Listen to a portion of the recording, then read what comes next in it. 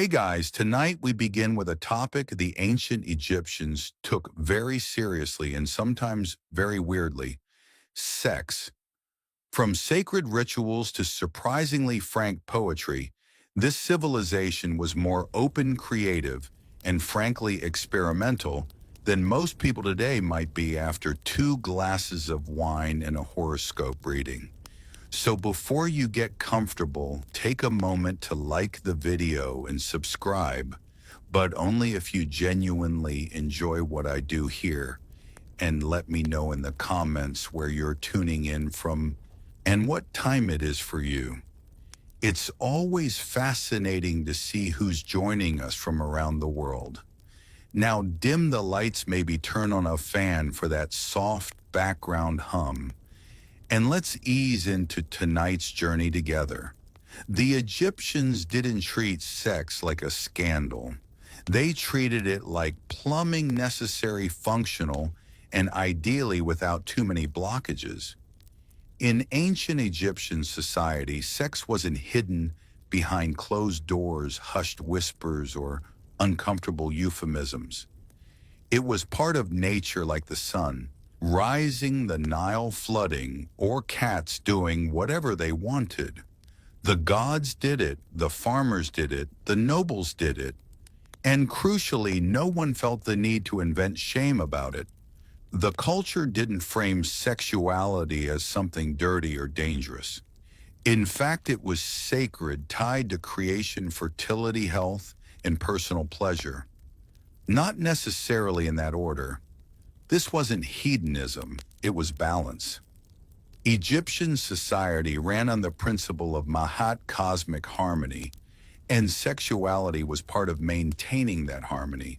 Fertility meant crops. Crops meant food. Food meant survival. So if your sex life was healthy, the gods were probably smiling. If not, well, maybe it was time to light a candle to Hathor and consider using more honey. This open attitude filtered into everything: art, literature, medicine, even architecture. Temples featured carvings of fertility gods. Homes were often built with private areas for intimacy.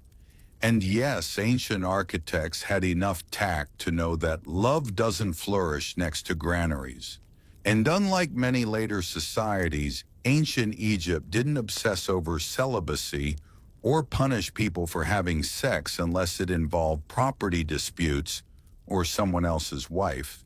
There were no mass puritanical movements, no complex hierarchies based on who did or didn't do what with whom. Your social value wasn't chained to what you did in bed. It was tied more to how much land you had, how good your grain harvest was, and whether you kept your linen white in the sun. If you're wondering why sex was treated with such casual sacredness in ancient Egypt, you can thank the gods who frankly set the tone by making it part of their divine job descriptions. Let's begin with Adam, the original solo act. According to the Heliopolitan creation myth, Adam created the world by engaging in an act of, let's say, enthusiastic self-involvement. No partner, no help, just pure determination and cosmic alone time. From this, he produced shoe air and teen moisture, which means the Egyptian universe literally began with a one-god show and bodily fluids. This wasn't scandalous. It was revered. Adam's generative act was seen as power, a divine assertion that life starts with desire. No need for fig leaves or awkward silence. The gods didn't blush. Why should anyone else? Next up, Osiris and Isis, ancient Egypt's royal couple. When Osiris was murdered and dismembered by his jealous brother Set, Isis, determined and very committed, reassembled his body. All of it. Well, almost all. One crucial part was missing. So what did she do? She crafted a substitute phallus. Yes, with magic. Revived him long enough to conceive Horus. And voila, the divine bloodline continued. That's love. and excellent time management. Then there's Min, the god of fertility and male potency.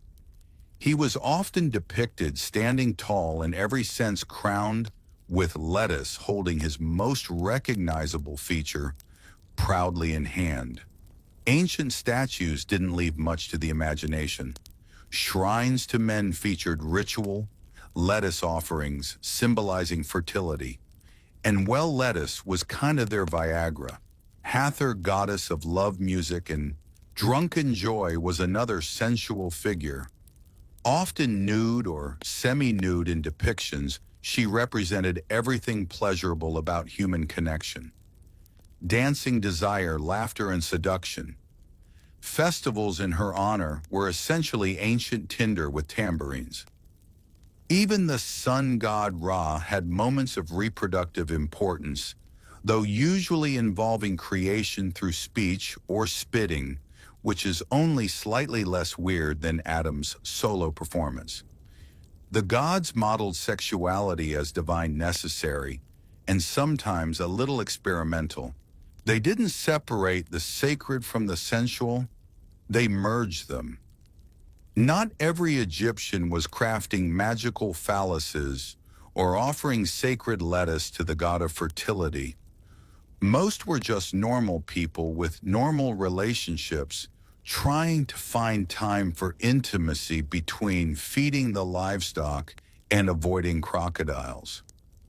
Unlike their more dramatic gods and occasionally incestuous royalty, the average Egyptian's love life was pretty down to earth.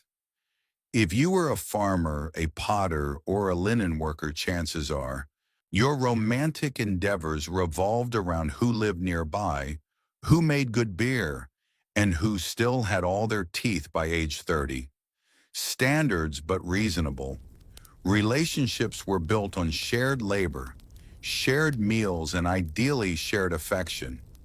Couples slept in the same bed, raised children together, and even snuck the occasional love note onto a potch. Yes, literal shards of pottery with messages like, "I dream of your beauty by night." That's ancient texting, folks. Sex wasn't regulated by priests or political decrees. As long as it was consensual and not interfering with your work or someone else's marriage contract, it was your business. Privacy might have been limited, walls were thin, and nosy neighbors were eternal, but intimacy was respected. For many couples, physical affection wasn't hidden. Tomb paintings sometimes showed husbands and wives touching tenderly, holding hands, or standing face to face, and not in the "this is purely ceremonial" kind of way. These were people who genuinely valued connection. The Egyptians also understood timing. Fertility mattered a lot. The Nile flooded predictably. Crops had seasons, and so did the human body. Women knew their cycles. Men had herbal tonics. And everyone had at least one grandmother with unsolicited advice involving honey and onions. Contraception, while not foolproof, was part of life. So was midwifery. There were even pregnancy tests involving barley and emma seeds. If they sprouted after being peed on, congratulations. If not, maybe next year. And if things didn't work out romantically, divorce was possible. No trials, no public shaming, just a split of property and a return to separate bread ovens. If you're imagining ancient Egyptian weddings with veils, bouquets, and uncomfortable uncles doing the crocodile dance, you might want to scale it back a lot. The truth is, in ancient Egypt, getting married was delightfully low effort. All you needed was a house, some bread, and mutual tolerance. A shared bed didn't hurt either. There was no ceremony, no priest, no registry office, no 47-plate catering menu with chicken lamb or divine mystery stew. If two people agreed to live together and shared resources, food, linens, maybe a goat society accepted them as married. Just like that, done. No wedding dresses either. Women wore the same linen garments they wore every other day, usually white, sometimes pleated, always breathable. No rings, no vows, no emotional groomsmen with speech scrolls. Ancient Egyptian relationships didn't need pageantry, they needed practicality. You've got chores to do. After all, the barley is not going to thresh itself. That said, couples did sometimes write up marriage contracts, especially in later periods. These were basically ancient prenups. Who brings what into the household? Who keeps what if things go sideways? Occasionally, the contracts even spelled out penalties for bad behavior. If you hit me, you owe me silver. Not quite romantic, but very efficient. The marriage contracts also reinforced women's rights, something ancient Egypt was surprisingly advanced about. Women could own property, initiate divorce, and take ex-husbands to court if they tried anything funny. If love was blind, Egyptian law most definitely wasn't. There wasn't a honeymoon per se, unless you count collapsing after a big feast and hoping no neighbors overheard the fun, but intimacy, affection, and companionship were clearly valued. Marriage wasn't just a transaction, it was a partnership. Ideally, let's get this out of the way. Ancient Egyptians valued fidelity, especially in theory. In practice, things were a little more flexible, particularly if you were wealthy, powerful, or had very convincing excuses. Adultery, like many social sins, wasn't always a criminal offense. For everyday folks, it was more of a reputational hazard than a legal disaster. If you got caught cheating, people would talk loudly and probably in verse. But unless someone's livestock or inheritance was directly affected, the government wasn't rushing in to punish your escapades. However, if you were a married woman caught in adultery, the consequences could be harsher socially and economically, if not legally. Egyptian society was patriarchal, but not aggressively so, and a woman's fidelity was often tied to questions of paternity inheritance and her general standing as someone who didn't cause chaos during harvest season.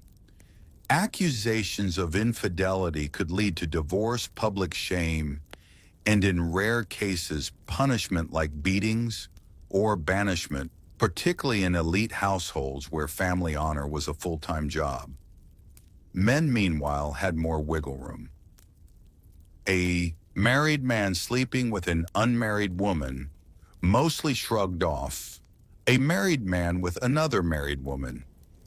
Now that was messy, especially if the other husband was important and not into sharing. Jealousy has never been confined to any one century. Texts from the New Kingdom mention moral expectations and the importance of a good reputation. In some stories, adulterers are described as foolish or dishonorable, while others suggest that a man who sleeps with another man's wife will have a tragic fate, usually involving curses, impotence, or angry gods with jackal heads. Still, the absence of strict laws against adultery in most periods is telling. The Egyptians didn't feel the need to legislate every affair. They relied more on shame, gossip, and the occasional passive-aggressive song lyric. It worked about as well as you'd expect. If a marriage broke down due to infidelity, the divorce process wasn't overly complicated. Property would be split and the community would collectively pretend they weren't watching with interest. Children typically stayed with the mother, especially if they were young. If your first reaction to hearing that Egyptian pharaohs married their sisters is a horrified, "Wait, what?" You're not alone. Most modern humans respond the same way. But in ancient Egypt, sibling marriage among royalty wasn't just tolerated, it was expected. Romantic, not really. Political, absolutely. To understand this eyebrow-raising tradition, you have to think like a pharaoh. Imagine you believe your family is descended from gods and not in a metaphorical divine right way, but literally. If the gods married their siblings to maintain cosmic order, then obviously the royal family should do the same, because nothing says eternal stability like awkward family reunions that double as wedding receptions. This wasn't about attraction, it was about power consolidation. Pharaohs didn't want outsiders, even noble ones, gaining access to the throne. Marrying a sister or half-sister kept the bloodline pure and the assets in-house. Essentially, royal Egypt ran on a combination of divine mythology and dynastic trust issues. Some of the most famous pharaohs followed this tradition. Tutankhamun, for example, was born from a brother-sister union, a fact confirmed by modern DNA analysis. And spoiler alert, it didn't turn out great. Tut had numerous congenital issues, including a club foot and a fragile immune system, which might suggest that repeating the family tree too many times comes with consequences. Meanwhile, commoners were not partaking in this trend. Most regular Egyptians married outside their immediate families like sane functioning people. Cousin marriage occasionally happened in rural areas, but brother-sister unions were strictly for the folks with gold masts and burial boats. Even among royals, the practice could cause problems.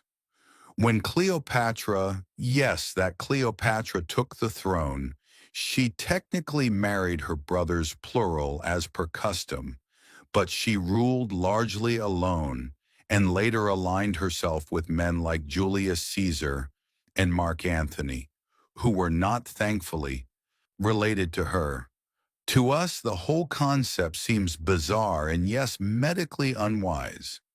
But to the ancient Egyptian elite, it was simply tradition wrapped in God, complex logic. Divine bloodlines had to stay divine, even if it meant sacrificing variety in the royal gene pool. If you assume all ancient Egyptian art was solemn statues, stiff postures, and endless profile views, you're technically right. Unless you've seen the Turin erotic papyrus, then you realize, oh, they had jokes and very detailed anatomy. While Egyptian art is mostly known for its restraint, stoic pharaohs, serene gods, perfectly symmetrical profile faces, the culture wasn't immune to cheekiness. Sex, after all, wasn't taboo. So occasionally the artist stopped carving falcons and started sketching something a bit more animated. The most infamous example is that Turin papyrus, now tucked away in an Italian museum like a naughty secret. It's believed to date to around 1150 BCE, and it contains explicit scenes, not vague mythological winks. We're talking graphic illustrations of men and women, including one gentleman balancing acrobatically on for which is either symbolic or just showing off. Scholars debate whether it was satire, erotica, or a combination of both. Some think it was made to entertain, possibly even a bachelor's gift for someone with questionable taste. Others suggest it was a parody and artistic prank, poking fun at how obsessed people were with fertility, virility, and large wigs. Aside from this outlier, most Egyptian erotics, art was symbolic, not explicit. Temples didn't have Kama Sutra fresco.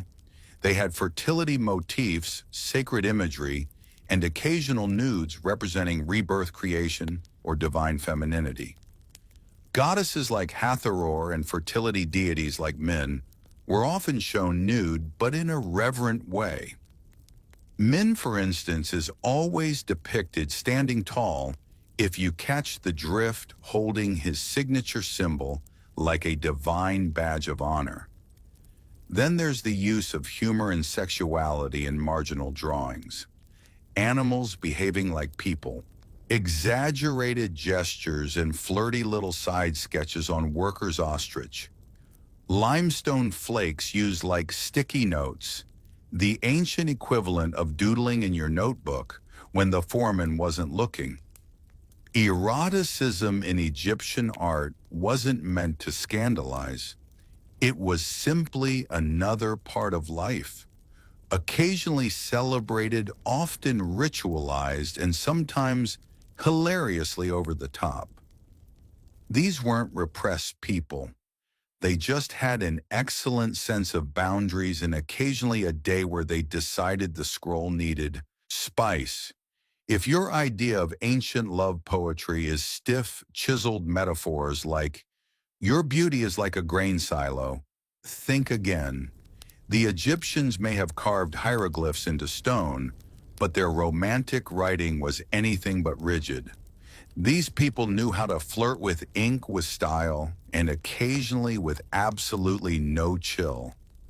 Preserved on papyri and broken pottery shards because nothing says eternal love, like a reused cereal bowl, Egyptian love poems date mostly to the New Kingdom period around 1300 BCE. And they are refreshingly honest, surprisingly passionate, and occasionally so steamy, you'd think they were written during a Nile flood, with nothing better to do. Here's a genuine line from one. "I shall lie down at home and pretend to be sick. Then you will come and see me, and if you come near me, I will get better." This isn't vague romanticism. This is flirtation with a plan. Both men and women compose these poems often from a first-person perspective. That's rare for the ancient world. In Egypt, a young woman could describe the thrill of sneaking glances across the lotus pond. A young man could wax poetic about how her voice was better than beer. That's the kind of devotion that deserves a monument. These weren't private diary entries either.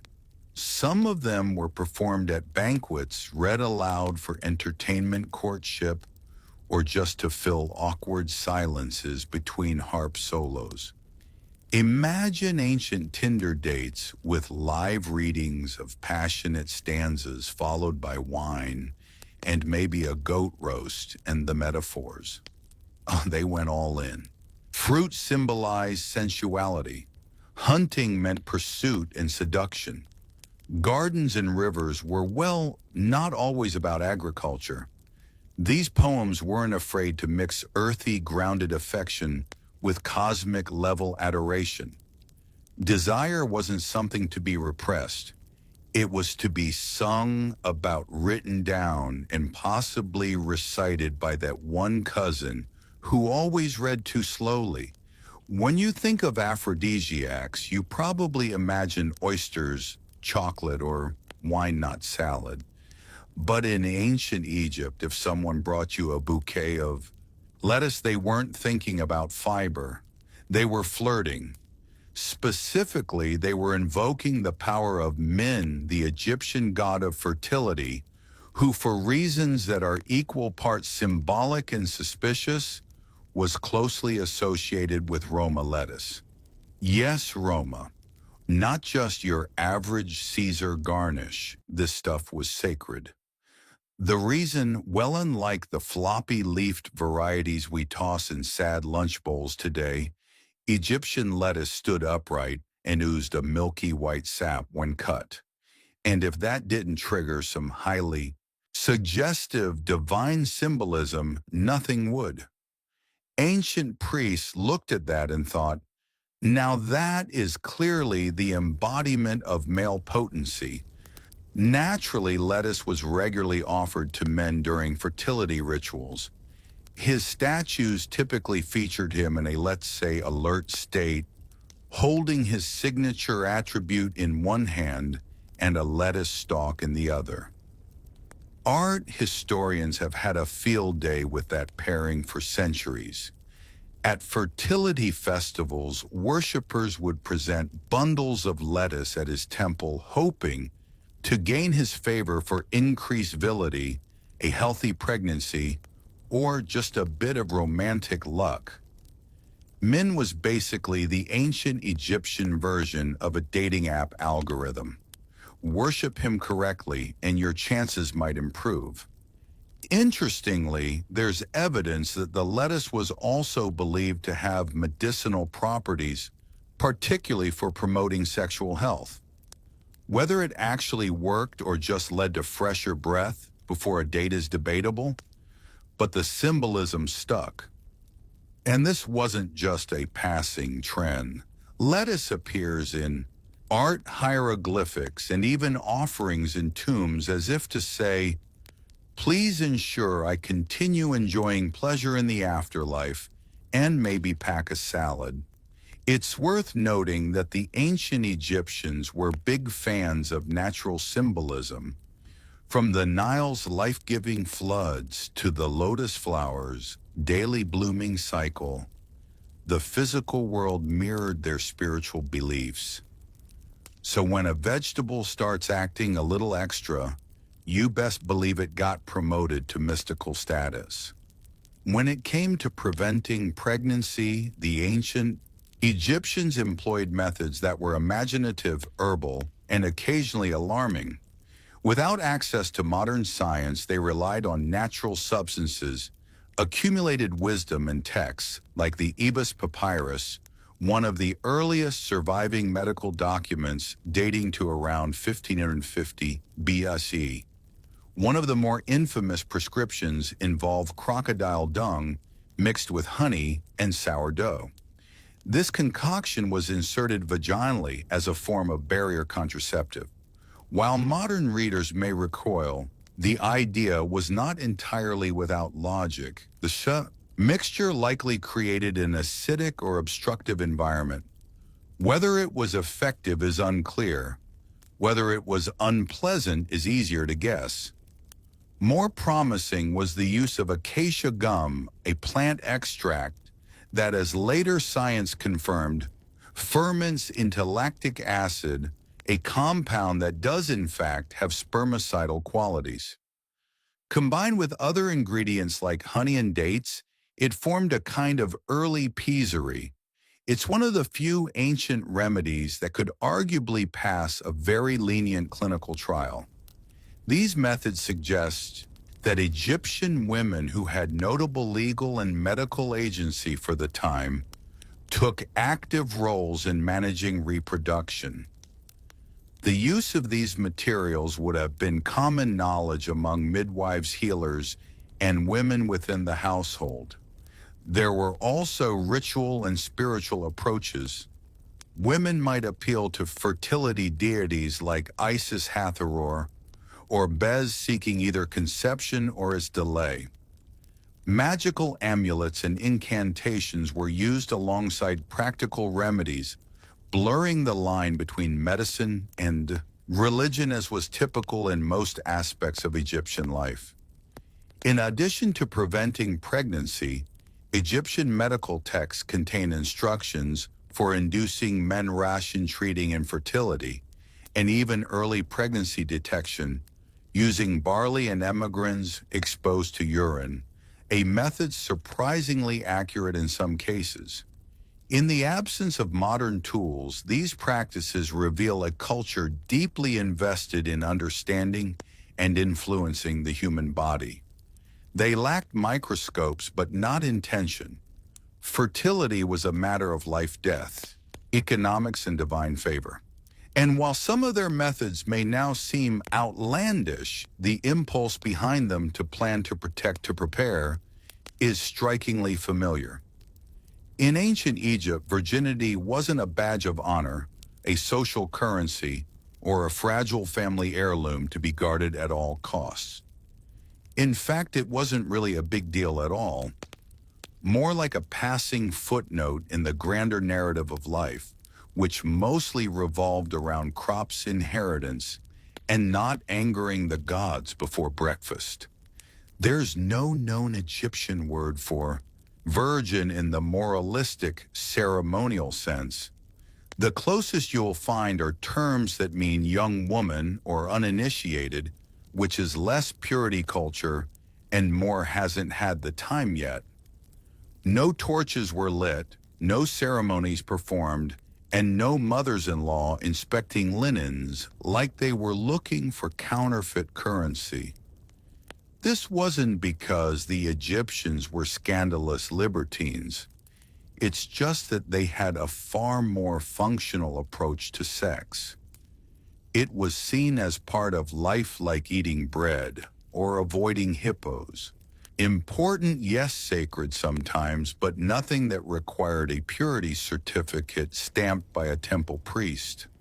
For women, value came from things like fertility, loyalty, and whether she could run a household without the roof catching fire.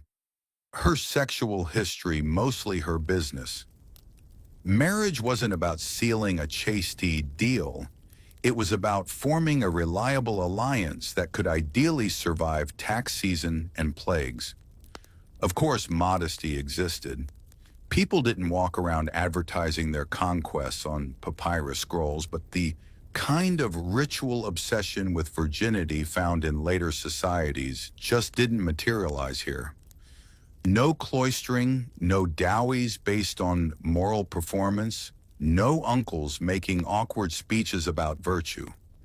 Even Egyptian religion offered little support for the whole purity panic. The goddess Hathor, patron of love, music, and wine, was openly sensual and extremely unbothered by anyone's opinions.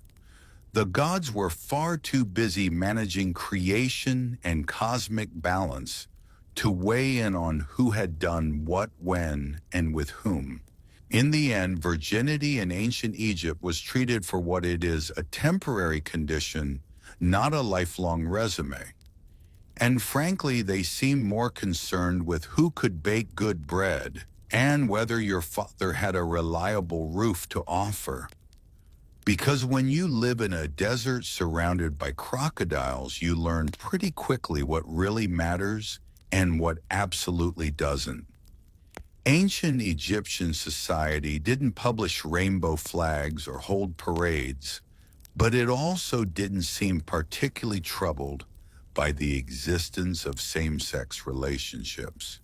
There were no official laws condemning them, no public stonings, and most tellingly, no frenzied temple sermons about the end of civilization, brought on by two men sharing a bedroll. In short, they noticed but didn't panic. The most discussed example is that of Nyankum and Khnumhotep, two high-ranking officials buried together in a shared tomb at Saqqara. Their tomb features intimate artwork, the pair embracing, touching noses, a gesture equivalent to a kiss, and generally behaving like a couple, whose biggest argument was probably about linen colors.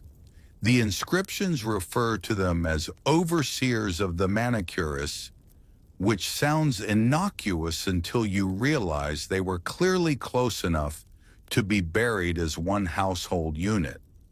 Were they lovers, roommates with exceptional boundaries, brothers unusually fond of holding hands?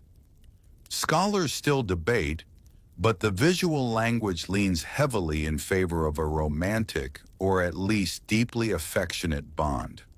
And the fact that their tomb exists beautifully decorated, publicly visible, suggests that nobody was outraged. They were important, respected, and apparently allowed to be themselves even in death. Egyptian texts and mythology also leave space for fluidity. Some deities, like Happy God of the Nile, are depicted as intrix or androgynous. Others take on dual roles or switch genders in mythological tales without causing divine HR complaints. The gods, it seems, were not limited by human categories, and neither were the people invoking them. That said, there's no evidence of organized same-sex marriages, or political recognition of same-gender unions. Egyptians were pragmatic. If a relationship produced heirs and property stability, great. If it didn't, well, that was your household's business. Intimacy, as always, was treated with a curious mix of privacy and normalcy. And while male same-sex relations are more visible in the records, female ones are almost completely absent. Not because they didn't happen, but because Egyptian scribes had a frustrating habit of ignoring what women did when no men were around. In ancient Egypt, having children wasn't just desirable. It was a social expectation, a spiritual duty, and if you were lucky, a way to ensure someone would refill your tomb offerings long after you were gone. So when a couple struggled to conceive, it wasn't brushed aside. It was investigated medically, magically, and sometimes both in the same afternoon. The ancient Egyptians approached infertility with characteristic pragmatism. Their medical papyri, particularly the Kahun gynecological papyrus, dating to around 1800 BCE, include detailed diagnosis treatments and methods for evaluating female fertility. There were instructions for examining cervical mucus, monitoring cycles, and even a primitive pregnancy test involving urinating on barley and emma wheat. If the grains sprouted, congratulations, your household was about to get louder. If not, the next step might involve inserting herbal mixtures, fumigating the womb, yes really, or appealing to higher powers. Because in Egypt, if medicine didn't work, magic was always available and often recommended. Amulets played a central role. Symbols of Hathor Isis bears, or Taweret. The hippos-shaped protector of childbirth were worn, carried, or placed under pillows. Spells were recited. Figurines were buried or cradled. One text suggests that to conceive, a woman should drink a concoction of ground dates, honey, and carob while reciting a protective charm. Not FDA approved, but deeply heartfelt. Men, of course, weren't off the hook, though far fewer papyri bothered to Waka 03203 question their reproductive contributions. In cases of persistent infertility, a man might be told to undergo purification rituals, consult a priest, or in less official advice, simply try harder. And because this was Egypt's cosmic order, Ima was always part of the equation. A childless couple might be seen as unbalanced or even cursed, but society didn't shun them. It offered remedies, hope, and a few very creative prescriptions. It's worth noting that despite all this effort, Egyptian households weren't necessarily overflowing with children. High infant mortality, disease, and malnutrition kept family sizes smaller than ideal, which only made fertility all the more sacred and its absence all the more personal. If you think desire fades after death, the ancient Egyptians would like a word and possibly a carefully carved offering slab. In their worldview, death wasn't an end. It was a continuation of life, ideally, with all the comforts, pleasures, and daily routines of the living world, including sex. Funerary texts, tomb inscriptions, and grave goods all suggest that the deceased hoped to carry their appetites into the afterlife, not just for bread and beer, but for love, touch, and intimacy.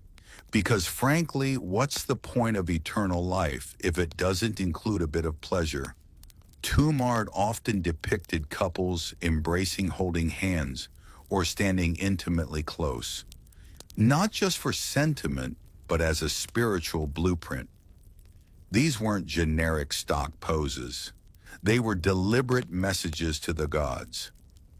Please restore our bodies, our love, and if possible, our bedroom privileges. And yes, bodily restoration was a serious concern. In the Book of the Dead and other Morty texts, the dead are promised their limbs will function, their hearts will be weighed fairly, and their, let's say, equipment will be returned intact. There are even references to revivifying certain parts of the anatomy. No detail was considered too personal for eternity. Sexuality was tied to rebirth.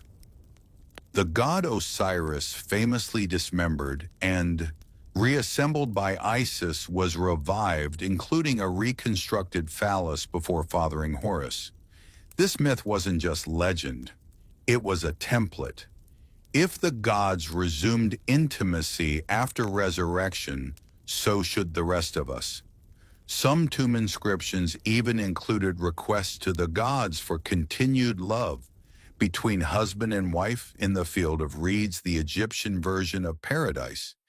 It was envisioned as a lush, idealized version of earthly life, fertile land, calm waters, eternal abundance, and evidently room for romance. While modern cultures often compartmentalize sex as earthly and mortal, the Egyptians folded it seamlessly into their afterlife ideology. It wasn't shameful or forgotten. It was another part of the soul's well-being, like food, music, and not having to pay taxes ever again. In the end, they hoped for what most people still do: comfort, companionship, and a little joy, even if it took mummification and a few magical scrolls to get there. When we peel back the linen wrappings of ancient Egypt, metaphorically of course, what we find is a civilization that didn't treat the human body as something shameful, sinful, or suspicious. It was seen as natural, powerful, and capable of both divine creation and very human desire. Sex for the Egyptians was not a secret to be hidden. It was a fact of life, discussed in poems, depicted in art, sometimes vividly, and written into the very myths that shaped their worldview. Gods themselves fell in love, flirted, seduced, and occasionally caused fertility-related chaos across the Nile. In a culture where existence flowed from cycles, the flooding of the river, the return of the sun, the rebirth of the soul, sexuality was part of that rhythm, not an interruption of it. They also took a practical approach. From contraception and fertility treatments to love songs and afterlife desires, the Egyptians faced physicality head and often with more clarity than many societies that came centuries later. There was no hysterical legislation, no moral panic, no need for uncomfortable censorship scribbled in the margins of sacred texts, just a clear understanding. Bodies do things, people feel things, and the world keeps turning. Importantly, they didn't overthink it. Sex wasn't put on a pedestal, nor was it dragged through the mud. It was part of health, love, family, and sometimes religion. Worthy of respect, but not surrounded by neurosis. Even their gods, powerful and eternal, didn't shy away from physical form or intimacy. In fact, they embodied it. And while not every practice holds up today, we're looking at you, crocodile dung. The attitude remains refreshingly modern. Or perhaps modernity has just taken 3,000 years to catch up. And maybe that's the legacy worth remembering. A culture that didn't fear the body, didn't vilify desire, and somehow still managed to build pyramids on top of it all. It was August 24th, 1814, and Washington, D.C. was burning. Columns of smoke choked the night sky as British soldiers torched the most symbolic buildings in the young republic. The Capitol, the Treasury, the War Office, and the President's Mansion, later to be called the White House. Flames licked the rooftops as the redcoats walked through the city, almost casually, facing no organized resistance.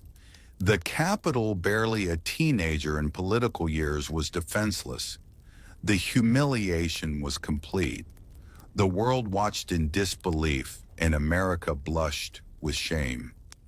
But to understand how things got this bad, you have to rewind a bit.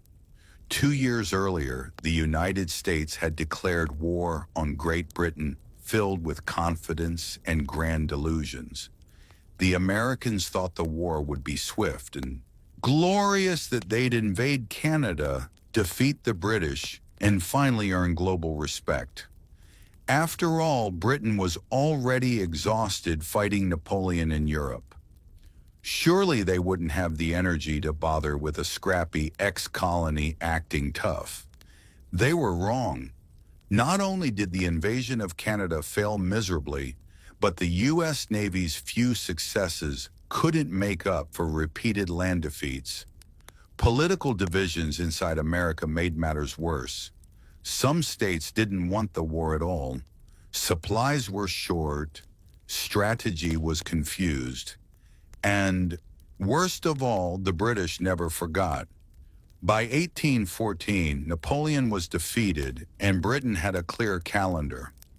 With veteran troops now available, they turned their full attention across the Atlantic, and they were ready to send a message, one that would sear itself into the American psyche for generations. Washington, D.C. wasn't just targeted for military reasons. It was symbolic, the seat of power, the pride of the Republic. And on that humid August day, it was left almost completely undefended because no one really believed the British would dare strike it directly. The irony, they didn't just dare. They planned it down to the minute. What unfolded wasn't a battle. It was a torchlit parade of revenge. A reminder that the British Empire, despite the revolution, still had the power to humiliate its former colonies. And as the flames engulfed the House of Representatives and smoke blackened the dome of the Capitol, America had to ask itself a painful question. Had they underestimated the empire they once defied? The British didn't just appear in Washington by magic. Their road to the Capitol was shockingly easy because the Americans practically opened the door for them. Their landing point was Benedict, Maryland, a sleepy town on the Puxon River. From there, seasoned British Major General Robert Ross led roughly 4,500 troops, many of them veterans, fresh from the Napoleonic Wars, on a march toward Washington. And it wasn't a desperate push through enemy territory. No, it was more like a Sunday hike. Why? Because the Americans barely tried to stop them. President James Madison and his government knew the British were coming. They had time. Warnings had come from scouts and even civilians. But bureaucracy, indecision, and just plain wishful thinking led to a sluggish and chaotic defense. Secretary of War John Armstrong Jr., in a moment of genius-level denial, insisted the British wouldn't dare attack Washington. "They'll go for Baltimore," he claimed repeatedly. Spoiler, they didn't. Brigadier General William Winder was the man in charge of stopping the British advance. Unfortunately, Winder was better at writing reports than leading troops. His hastily assembled defense force consisted of militiamen, many untrained, undisciplined, and some reportedly drunk. The professional soldiers he had were too few. Worse, Winder hesitated. He kept pulling back instead of digging in, unsure where the British would strike. The two forces finally met on August 24th at the Battle of Bladensburg, just northeast of Washington. American forces outnumbered the British, but that didn't matter. The battle was a total fiasco. Militiamen broke ranks and fled before firing a shot. Some simply dropped their weapons and ran. President Madison himself was on the field briefly, then wisely decided to not die with the amateurs. The British, stunned by the ease of victory, pressed forward, no trenches to overcome, no burning barricades, no desperate defense of the capital, just a straight shot into the city. It was a comedy of errors, but no one was laughing. By the time the British reached Washington, American leadership had dissolved into chaos. Madison fled. Government documents were being stuffed into cards. First Lady Dolly Madison, refusing to abandon the White House without dignity, packed up valuables, including Gilbert Stuart's now famous portrait of George Washington. As night fell, the redcoats marched in, and the match was almost ready to be lit. By the time the British entered Washington, the city was nearly deserted. Politicians had fled. The streets were quiet, eerily so. The only sounds were the boots of British soldiers and the soft crackle of fires already smoldering from earlier skirmishes. Major General Robert Ross and Admiral George Cockburn led their men with clinical precision. No looting, no chaos, just a disciplined mission to make a statement. And what a statement it was. The British troops began with the Capitol building. It was still under construction, but the north and south wings, the chambers of Congress, were complete enough to symbolize the pride and function of the American government. The British set fire to both wings. Flames engulfed the Library of Congress. The books and manuscripts, some irreplaceable, went up in smoke. It wasn't just a military blow, it was a cultural one. Next, they moved to the White House, then known as the President's Mansion. Dolly Madison had already fled, but not before rescuing that now iconic portrait of George Washington. British troops found the building empty, but dinner was laid out on the table untouched. In what might be history's most awkward meal, British officers sat down and enjoyed the president's dinner before torching the place. They were deliberate, almost ceremonial in the destruction. Cockburn, who had a personal score to settle with the Americans for mocking him in political cartoons, reportedly made a point of burning the offices of anti-British newspapers, and even stood atop the Speaker's chair in the House of Representatives, declaring mockingly, "Shall this harbor of Yankee democracy be burned? Oh yes, it shall." Over the course of 2 days, building after building was put to the torch. The Treasury, the War Department, the Navy Yard, the Arsenal. Even the bridge across the Potomac was burned to prevent counterattacks. Yet despite the thoroughness, some sites were spared. The Patent Office, for instance, was saved because one brave American, William Thornton, convinced the British that it served all mankind, not just the U.S. government. The destruction wasn't random.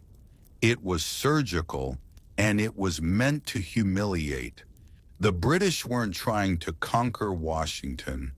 They were trying to shame it, and with each building that collapsed in flames, their message grew louder. This wasn't just a raid, it was a punishment, and the smoke would linger far beyond the ashes. Just as the British settled into their fiery conquest of Washington, something strange happened. The sky darkened. Winds picked up. Then came the thunder. A violent, freakish storm, what some later called a hurricane, slammed into the capital. It was as if nature herself had decided the city had suffered enough. Torrential rain poured down, extinguishing many of the fires the British had set. High winds tore roofs off buildings and even lifted cannons off the ground. A British soldier was reportedly crushed by flying debris. The storm grew so intense that British officers began to fear it was a divine judgment, a punishment for burning a defenseless city. And then almost prophetically, a tornado ripped through the heart of D.C. Yes, a literal tornado. It tore through the center of town, flinging carts and debris like matchsticks. Buildings collapsed, trees snapped in half, and British soldiers were thrown to the ground, confused and shaken. The British command, already preparing to leave, took this as a clear sign. Their message had been delivered. To stay longer might be tempting fate. They pulled out of the city the next day, their mission complete and their boots barely dry. For Washington, the storm was both a curse and a blessing. On one hand, it caused even more destruction, ripping apart already damaged structures and flooding the streets. On the other hand, it helped extinguish the flames and may have prevented the complete destruction of the city. It quite literally washed away the British presence. In the minds of many Americans, this storm took on near mythical status. Clergy declared it an act of divine intervention. Editorials praised the hand of providence. Even hardened soldiers whispered that God had stepped in to protect the capital when man had failed to do so. Of course, nature doesn't take sides. The storm didn't rebuild the city or restore lost lives, but symbolically it marked a turning point. The fires were out, the British were gone, and what remained, smoking ruins, wet ash, shattered pride, was still American. The storm became a strange kind of salvation. In the absence of military strength, Washington had been spared by something else, something uncontrollable, unpredictable, and perhaps in its own way redemptive. The worst was over, but rebuilding the soul of a nation that was just beginning. The British had left. The fires were out. The storm had passed. But what they left behind wasn't just ash and rubble. It was psychological devastation. Washington, D.C. lay in ruin. The capital was a blackened shell. The president's mansion was little more than a scorched frame. Government offices were gutted, their contents scattered or destroyed. For many Americans, especially those in the capital, the destruction felt like a second revolution. Except this time, it was the enemy who marched through triumphantly. The nation faced a haunting question. Should Washington remain the capital? Many believed it was over. The argument seemed logical. Washington had always been a compromise built in a swampy patch of nowhere to appease southern states. Now, after being embarrassed and burned to the ground, it looked like a failed experiment. Some in Congress pushed for relocation. Philadelphia, New York, or even Baltimore could serve better. Cities with actual defenses, cities with dignity intact. But others pushed back. Among them was a determined president, James Madison. Despite fleeing the city during the attack, he returned quickly, vowing not to let the humiliation stand. He was joined by his wife Dolly, who had become a symbol of grace under fire for her rescue of national treasures. Together they insisted that the city would rise again. Rebuilding was slow. Funds were tight. Morale was worse. Congress convened in temporary quarters, first at the Patent Office, then later in a makeshift brick building known as the Old Brick Capitol. Every session reminded lawmakers of what had been lost, but the burning of Washington had sparked something unexpected. Resolve. Ordinary citizens, craftsmen and laborers joined in efforts to restore the city. Brick by brick, the Capitol rose again. Architect Benjamin Henry Latrobe returned to oversee the restoration. His designs included improvements, stronger materials, grander visions. The president's mansion, too, was rebuilt, eventually being whitewashed to hide the burn marks. That's how it earned its now famous nickname, the White House. Rather than being abandoned, Washington became a symbol of American tenacity, a reminder that even in the face of utter humiliation, a republic could endure and rebuild. And while scars remain both visible and emotional, they hardened into resolve. Washington wasn't going anywhere because the true capital of a nation isn't just in buildings, it's in belief. The burning of Washington wasn't just a blow to architecture, it was a blow to the national ego. Up until that moment, many Americans had viewed the War of 1812 as a misguided sideshow, a political miscalculation wrapped in patriotic noise. But when British troops torched the heart of the Republic, the country snapped awake. Panic gripped citizens up and down the East Coast. If the capital could fall so easily, what city was safe? Baltimore, Philadelphia, even New York. Suddenly, the war felt very real, very close, and very dangerous. Public opinion, once divided, began to harden.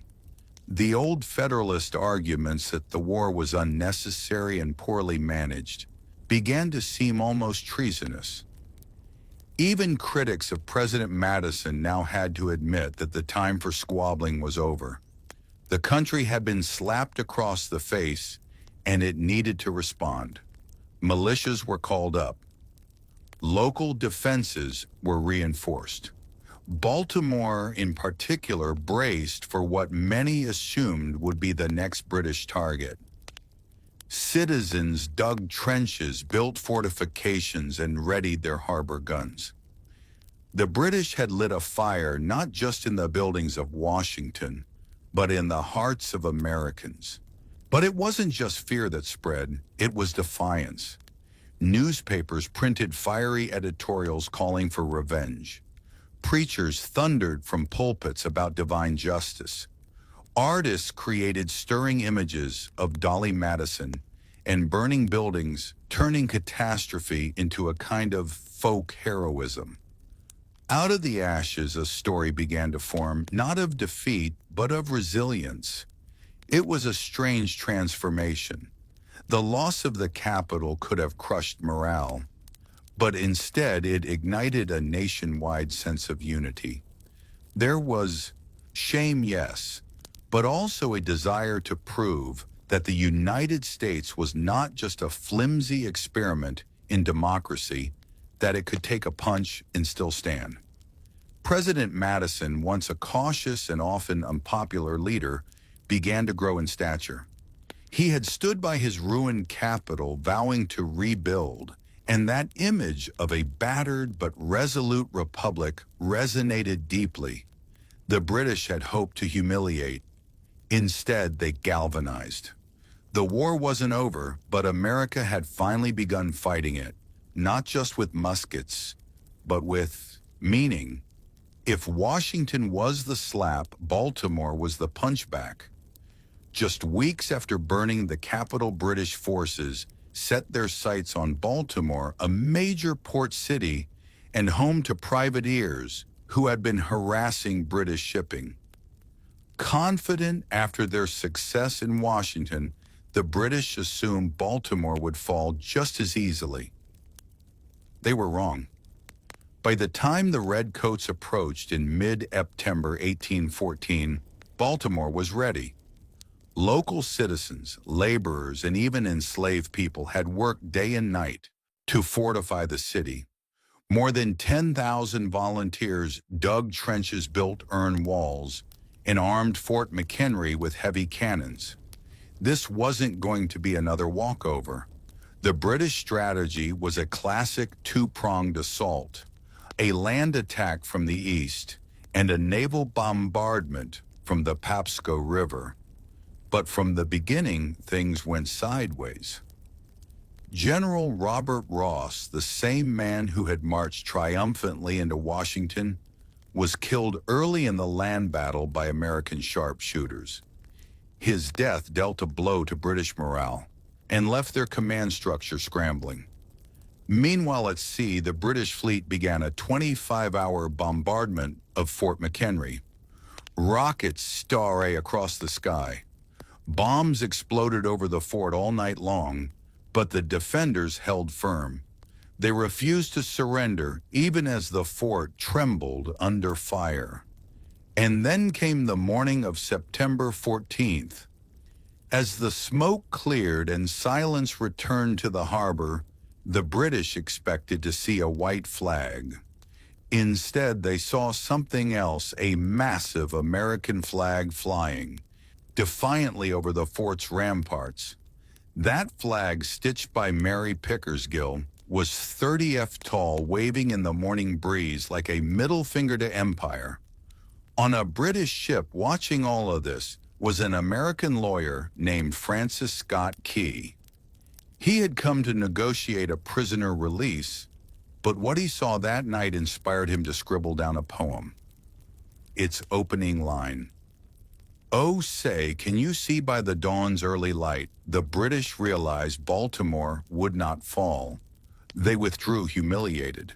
This time it was American resilience on display, not in speeches, but in grit trenches and a stubborn refusal to yield. Baltimore had survived, and in doing so, it reignited belief in the American cause. A burned capital had sparked the fight, but a bombarded fort lit the flame of identity. After Baltimore, everything changed. The United States had gone from being embarrassed on the world stage to suddenly holding its ground. The British, expecting a quick end to the war, with a decisive blow in Washington, now faced growing resistance and fewer wins. Their war machine was slowing. Logistically stretched and politically pressured, they began to rethink the costs of dragging the conflict on. Baltimore's defense wasn't just a military win, it was a psychological one. It gave American negotiators something to stand on. And in the quiet city of Ghent, in what's now Belgium, talks between British and American diplomats entered a new phase. At first, British demands were steep. They wanted a Native American buffer state in the Midwest, control over parts of the Great Lakes, and even certain territorial concessions. But American diplomats, especially John Quincy Adams and Henry Clay, refused to bend. They argued from a position of resilience, not desperation. And then the British started to blink. The war in Europe had drained them. Post-Napoleonic Britain had its own domestic unrest to manage. Trade disruptions were hurting both economies. The American refusal to surrender after Washington and their successful defense of Baltimore had shifted perception. This war, it turned out, couldn't be won with fire alone. By December 24, 1814, both sides reached an agreement, the Treaty of Ghent. It essentially declared a draw. No land changed hands. No reparations were paid. Impressment, one of the key reasons the U.S. had gone to war, wasn't even addressed. But neither side wanted to admit defeat. So they agreed to return to the status quo, antebellum things as they had been before the war. And in a strange twist of history, one of the most decisive American victories, the Battle of New Orleans, happened 2 weeks after the treaty was signed, thanks to the slowness of 19th century communication. But that win sealed the emotional victory Americans needed. The war ended not with a dramatic surrender, but with a mutual shrug. Still, for the United States, it felt like something more. They had survived the burning of their capital, rallied at Baltimore, and walked away with their sovereignty and pride intact. And just like that, the Second War of Independence, as some would call it, came to a close. The embers of Washington were still warm, but from 0059-41, those ashes, a new kind of American identity was beginning to form. The burning of Washington was more than a war tactic. It became a defining national trauma. Yet in the strange way history often works, that moment of utter disgrace gave birth to something quietly powerful: identity. In the immediate aftermath, Americans had every reason to feel defeated. Their capital was reduced to smoldering rubble. Their president had fled. Their army had collapsed in battle. But the story didn't end there. In fact, it was just beginning. Out of that destruction came a collective refusal to be defined by loss. The reconstruction of Washington wasn't just about bricks and mortar. It was about defiance, memory, and renewal. The new Capitol and White House would become architectural symbols of national endurance. The very act of rebuilding was a political message to the world. We're still here, and it worked. The war may have ended in a stalemate on paper, but in the American imagination it became something else entirely. The idea that a young, disorganized republic could take on the world's greatest empire, get burned, battered, but never broken, began to solidify a sense of exceptionalism. The War of 1812, and particularly the burning of its capital, marked a kind of coming-of-age moment for the United States. It also forced change. The government took defense more seriously. Fortifications were improved along the coasts. The military, long neglected since the Revolution, began receiving better funding and more strategic organization.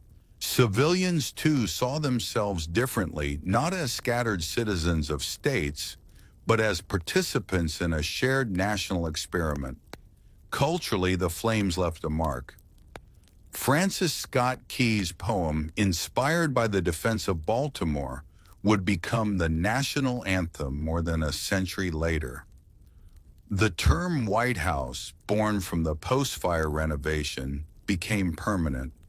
Dolly Madison's bravery became a legend, and the city that once seemed like a failed compromise became the unquestioned heart of the nation. Even the British in time came to treat the event with a sort of embarrassed quiet. They had succeeded militarily, but arguably failed diplomatically. Their fire may have burned the walls, but not the will. In the end, the burning of Washington wasn't just a low point.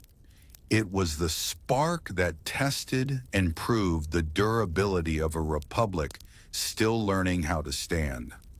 And that fire, once meant to humiliate, helped forge the American spirit and flame. In medieval Europe, the journey into motherhood often began before a girl had fully left childhood. A girl's value, status, and even salvation were often wrapped up in her ability to bear children, especially sons. While today we might think of motherhood as a personal choice or biological event in the Middle Ages, it was a societal obligation. Women weren't just expected to become mothers, they were destined for it. Marriage was the first step. Among peasants, it might be arranged by families eager to merge land labor or livestock. Among the nobility, marriage was a political chess move. A noble girl might be married off by age 12 or 13, sometimes even younger, in betrothal, her body pledged to a future alliance. Fertility wasn't just a blessing, it was a bargaining chip. Once married, the pressure to conceive began immediately. A wife who failed to become pregnant after a year or two was whispered about, suspected paid, sometimes even accused of moral or spiritual failing. If a noble woman failed to produce an heir, Her husband might seek annulment, or worse, take a mistress more capable. Among the nobility, a woman's womb was a national asset. Kingdoms rose or fell based on whether a queen could produce a healthy male heir. Pregnancy was met not just with celebration, but anxiety. The stakes were high. A male child might mean the continuation of a dynasty. A daughter not useless, but certainly not ideal. Peasant women, meanwhile, had less dynastic pressure, but not less expectation. Children meant laborers. A growing family could support the farm, tend livestock, and maybe help the parents in old age. But with high infant mortality and no understanding of maternal health, every pregnancy was a gamble. Motherhood wasn't considered a choice. It was an expectation, a calling, even a form of penance.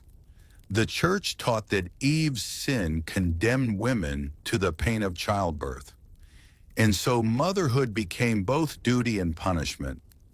Women were praised for suffering in silence, for embracing their role without complaint. In the medieval mindset, a woman who didn't bear children was a curiosity at best, a failure at worst. The womb wasn't private. It was public property, divine machinery, and dynastic infrastructure all in one. And for most women, it would define not just their lives, but their deaths. Childbirth in the Middle Ages was a battlefield, and the woman giving birth was often the lone soldier. There were no doctors in white coats, no sterile instruments, and certainly no painkillers. Instead, there were dimly lit rooms, wooden stools, herbal tinctures, whispered prayers, and an ever-present fear that this birth might be her last. Labor usually took place at home. Rich or poor, most women gave birth surrounded by other women, midwives, female relatives, neighbors. Men were rarely present. In fact, childbirth was considered a deeply female domain, both sacred and dangerous. A midwife might have some knowledge passed down through generations, but she had no formal training.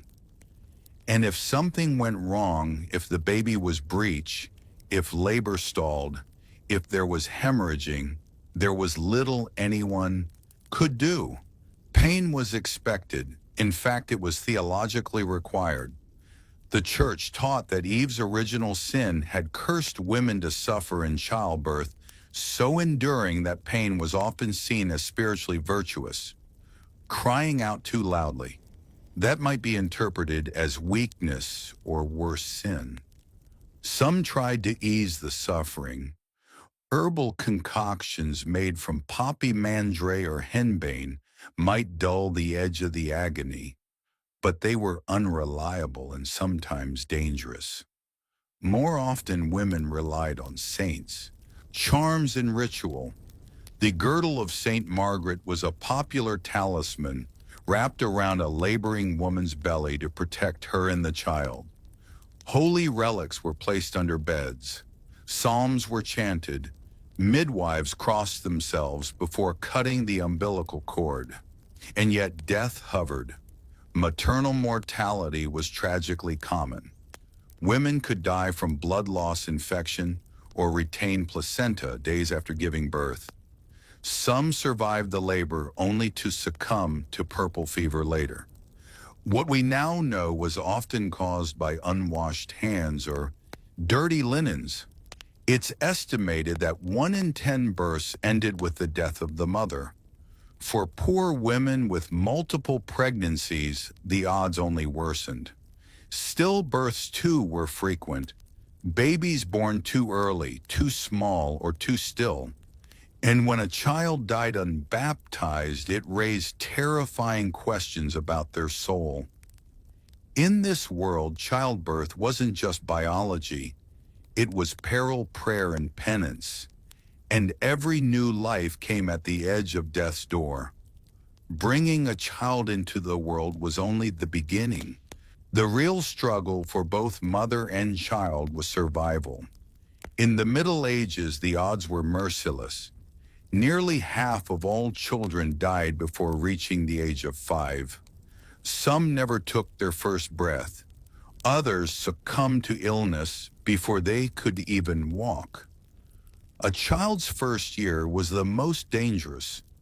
Fevers, infections, and malnutrition were ruthless killers, and medical understanding was virtually non-existent.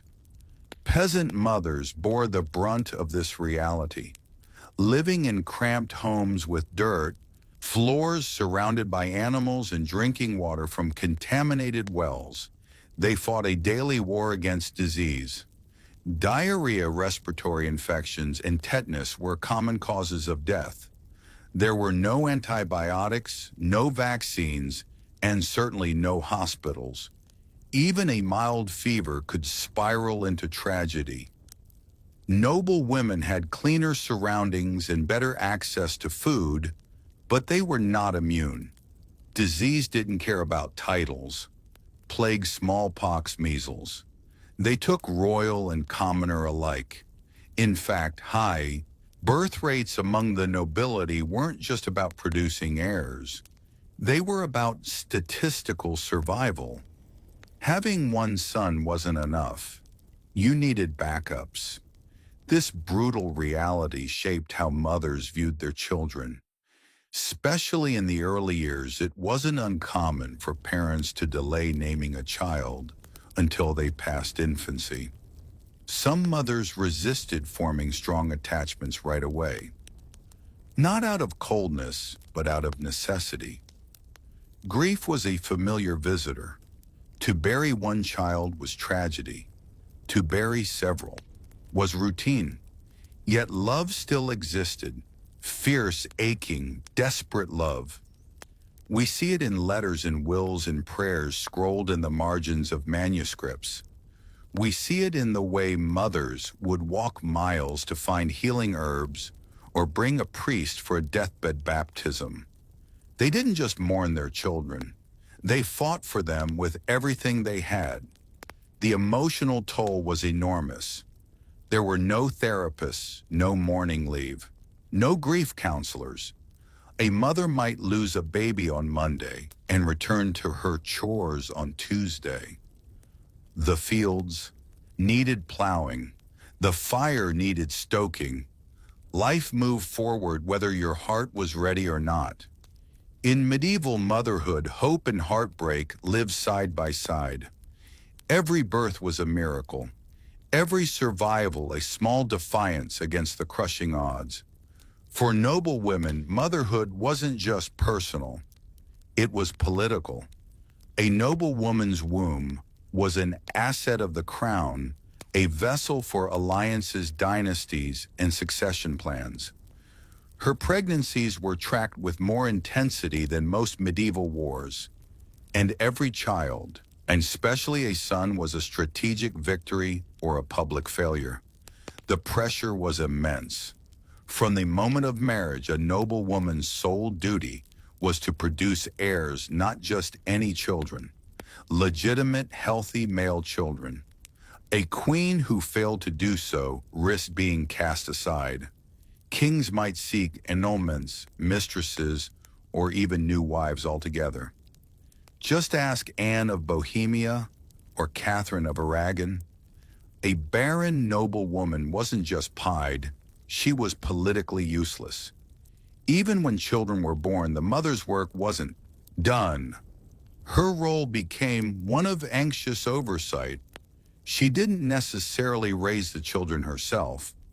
Wet nurses, governesses, and tutors were typically responsible for daily care, but she was expected to manage their education, secure their futures, and guard their reputations like a hawk. Mothers of future kings often endured endless court gossip, factional intrigue, and manipulation. Their sons were pawns before they could walk, betrothed before they could speak, and daughters. They were marriage chips, often sent to foreign courts as teenagers, sometimes never to return. Still, noble mothers weren't always distant or decorative. Some wielded enormous influence through their children. Elelena of Aquitaine didn't just birth kings. She advised them, corrected them, and in one case rebelled against one. Margaret of Anjou led armies to defend her son's throne. Isabella of France orchestrated the deposition of her husband in her son's name. These were not passive mothers. These were political operatives disguised in velvet and lace. Motherhood also came with heartbreak. Stillbirths, disease, assassinations, and exile. Royal children were far from safe. The higher the rank, the deadlier the game. Emotionally noble mothers lived in constant tension. They had status but not always agency. Love for their children was real but often tangled with duty. They were expected to sacrifice their bodies, their privacy, and even their maternal instincts for the good of their house.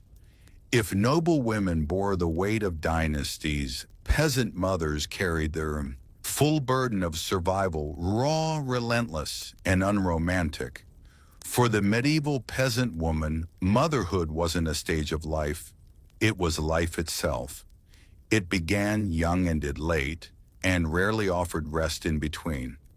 These women typically married in their mid-teens and were pregnant almost constantly through their 20s and 30s. With no access to reliable birth control, and with the church staunchly condemning any form of contraception, pregnancy was a near constant state. Each child born was another mouth to feed, but also potentially another pair of hands to work the land. Peasant women gave birth at home. No doctors, no clean linens, and no privacy. A neighbor midwife might assist or not. Some women gave birth alone in barns or field, returned to laboring within hours, and hoped not to bleed out under the sky.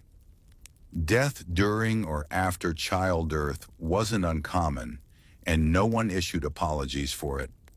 Life was cruel, fast, and unsentimental. Child rearing began the moment the umbilical cord was cut. There was no such thing as maternity leave.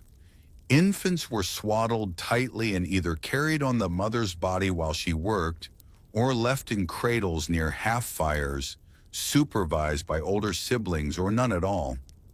Crying wasn't coddled.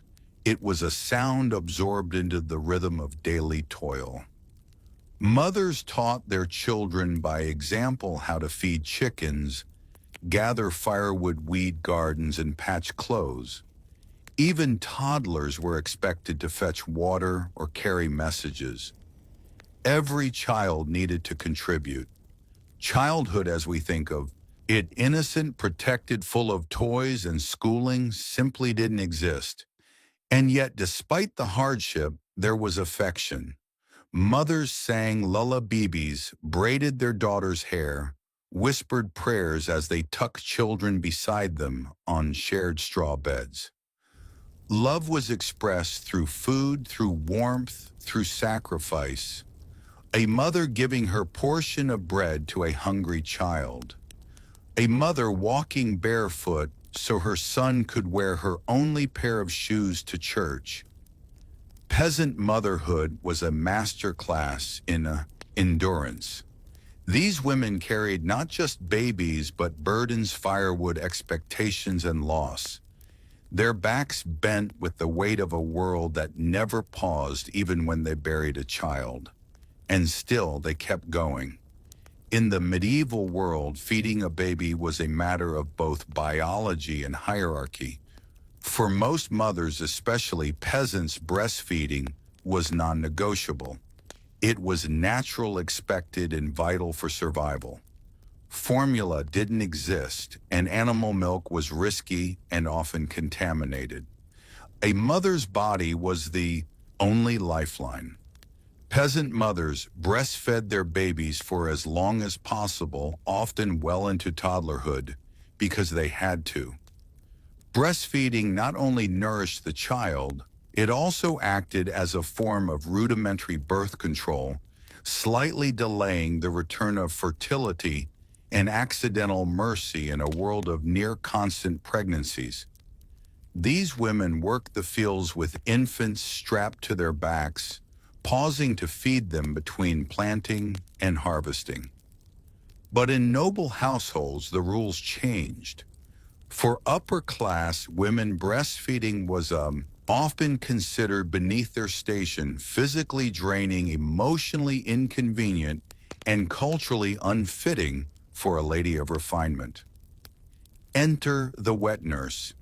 These were lower-ass women, selected for their health and milk supply, who were paid to breastfeed noble infants full-time. They often lived with the child and formed deep maternal bonds, sometimes stronger than the one between mother and child. The church had mixed feelings about this. Some theologians worried that a child nursed by a morally impure woman might absorb her sins.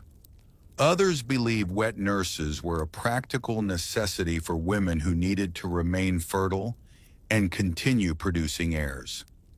After all, a queen could not risk wasting time nursing one child when she needed to be pregnant with the next. Infant care itself was harsh by modern standards. Swaddling was nearly universal.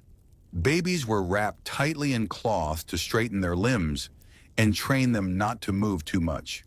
Diapers existed, but were often reused rags or muslin cloth changed infrequently. Baths were rare. Teething was treated with charms or folk remedies. Cribs were hard if they existed at all. Babies often shared a bed with their parents, increasing the risk of accidental smothering. Sickness struck quickly. Remedies ranged from herbal infusions to prayers to saints. And if a child died, especially in infancy, some believed it was God's will, or worse, punishment for the mother's sins. Still, mothers did what they could. They rocked, soothed, fed, and sang lullabies in languages long lost. Love found its way even in the mud and shadows of medieval life. In medieval Europe, motherhood wasn't just physical labor, it was spiritual labor too. The church had a firm grip on the experience of pregnancy, birth, and parenting. Everything from conception to burial was soaked in religious meaning, and a mother's soul was always under scrutiny. Before childbirth, women often turned to saints for protection. Saint Margaret of Antioch was especially popular among expectant mothers. Legend claimed she could protect them during labor because she herself had once emerged unscathed from the belly of a dragon. Her prayers were recited, her image worn on tokens, her name whispered during contractions. Childbirth in the eyes of the church was tainted by sin. Thanks to the story of Eve, women were told that pain in labor was punishment for humanity's original fall. So even in the most joyful moment, the birth of a child, a mother was reminded of her innate guilt. And if she died in childbirth without confession, she risked spiritual peril. Once the baby was born, baptism became the next urgent step. The fear of limbo was real. If a child died before being baptized, many believed their soul would be denied heaven. Midwives were sometimes authorized to perform emergency baptisms if a baby was too sick to wait for a priest.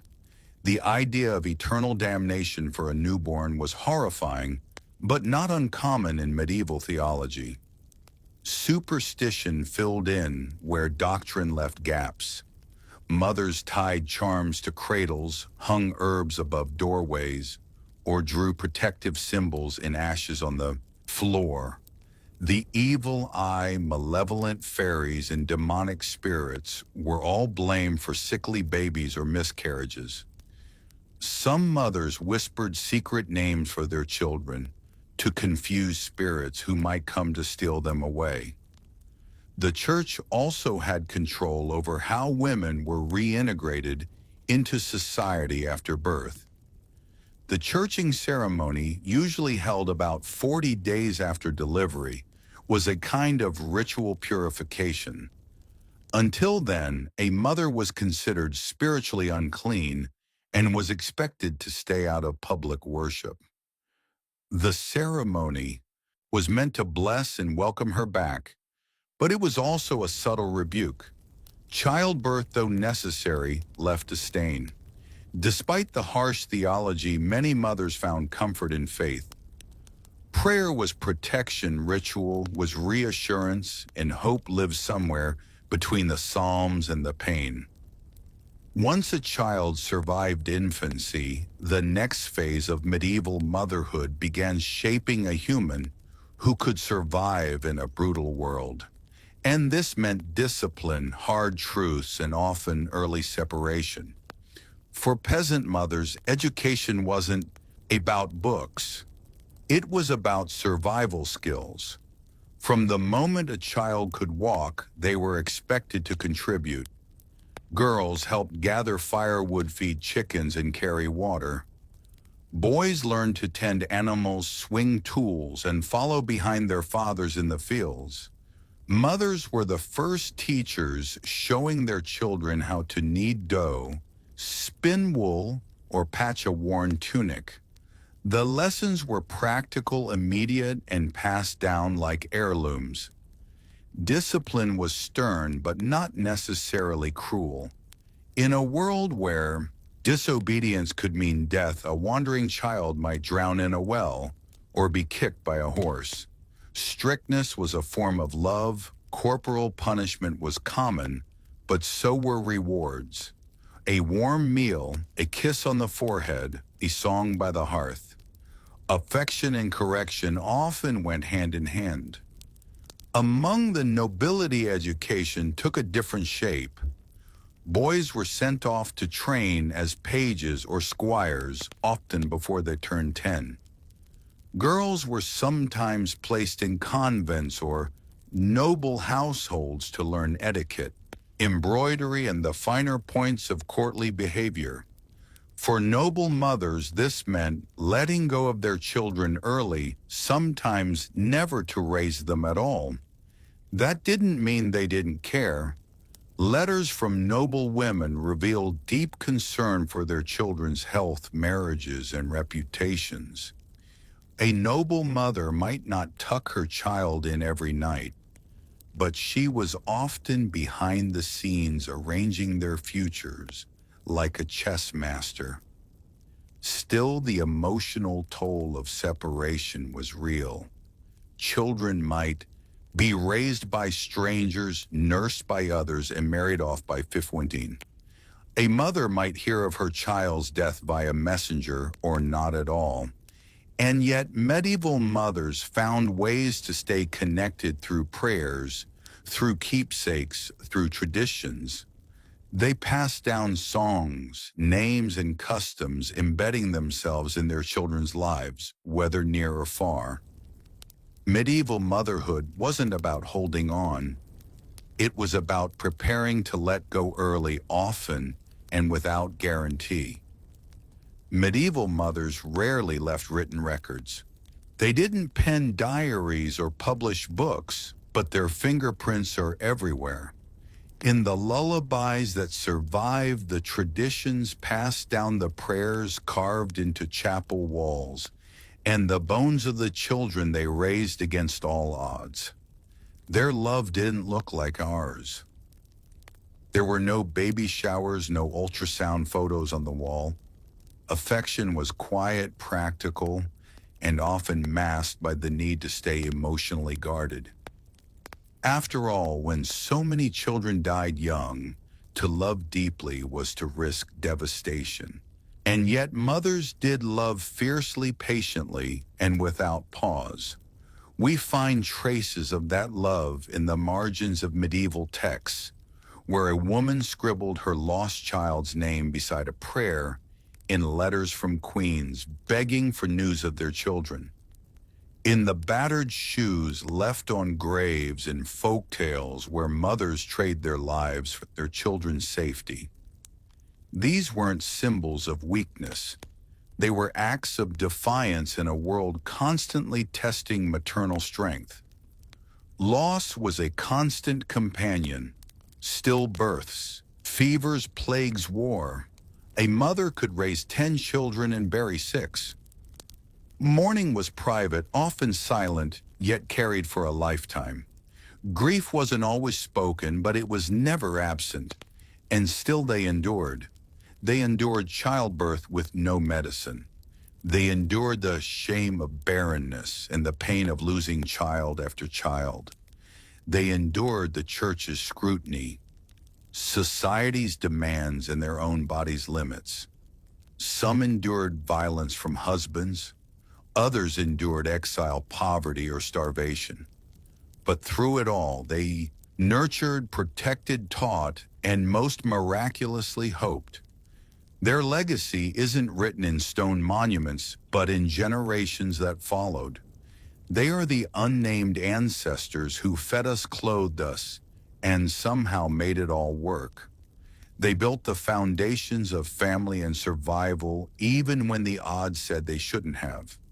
Medieval motherhood wasn't saintly, and it wasn't soft. It was tough, complicated, heartbreaking, and brave. It was sometimes joyful, often tragic, always vital. In every sense, these women were the silent architects of the medieval world.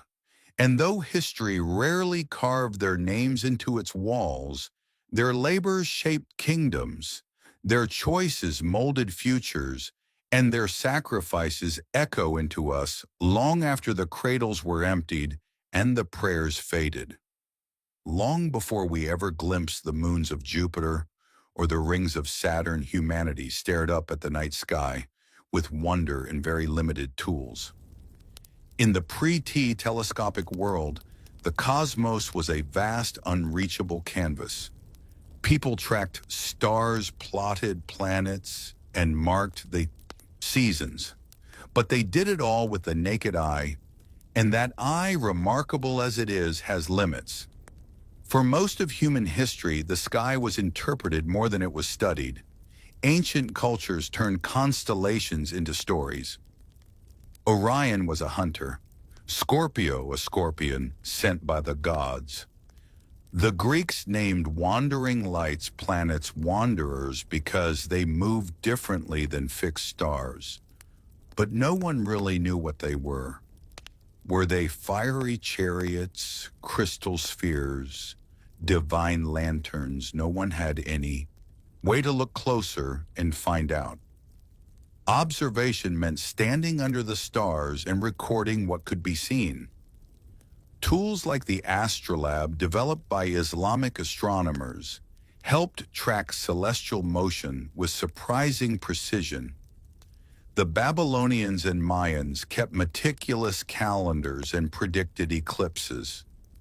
The Greeks built complex mechanical devices like the antither mechanism to calculate planetary positions. But no one could see beyond what the eye allowed. And that meant space remained more mystery than reality. The idea of magnifying vision was at best a curiosity. People understood reflection.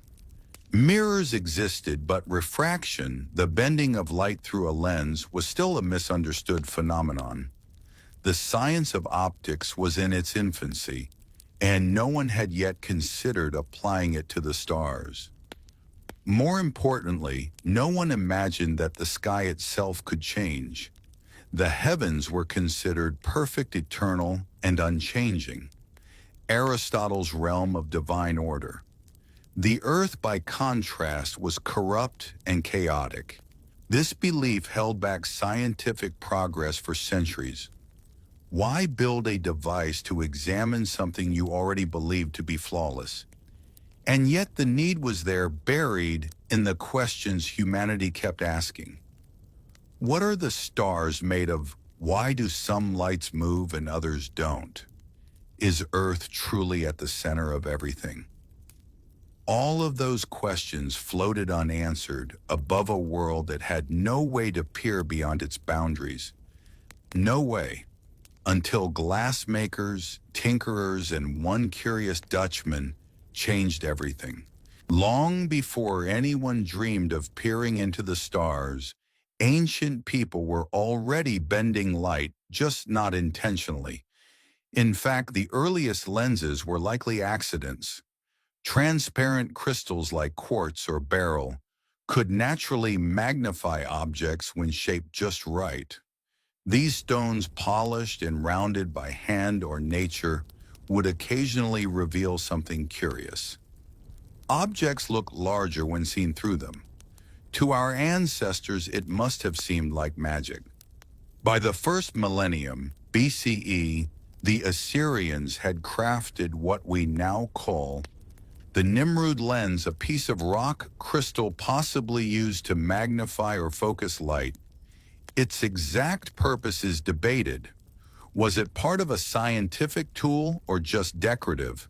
Regardless, it proves one thing. Humans had started to notice that light could be manipulated. Fast forward to ancient Rome, where reading stones appeared hemispherical pieces of glass placed directly on texts to enlarge the letters beneath. They were the precursors to magnifying glasses and a direct link in the evolutionary chain of optics. These tools didn't explore the sky, but they gave humanity a hint sight could be enhanced. Yet the real leap came not in Rome, but in the Islamic Golden Age. In the 10th and 11th centuries, a polymath named Ibn al-Haytham, known in the West as Al-Hazen, revolutionized the study of light. He wasn't building telescopes, but his work laid down the theory of how they would one day work. Al-Hazen conducted experiments with glass mirrors and water to understand how light traveled and bent. He proposed that vision wasn't sent out from the eyes as many believed, but rather that light entered the eyes. An insight so obvious today, it's hard to believe it was once controversial. His book of optics laid out principles of refraction and reflection, defining the science of light centuries before Europe would rediscover it.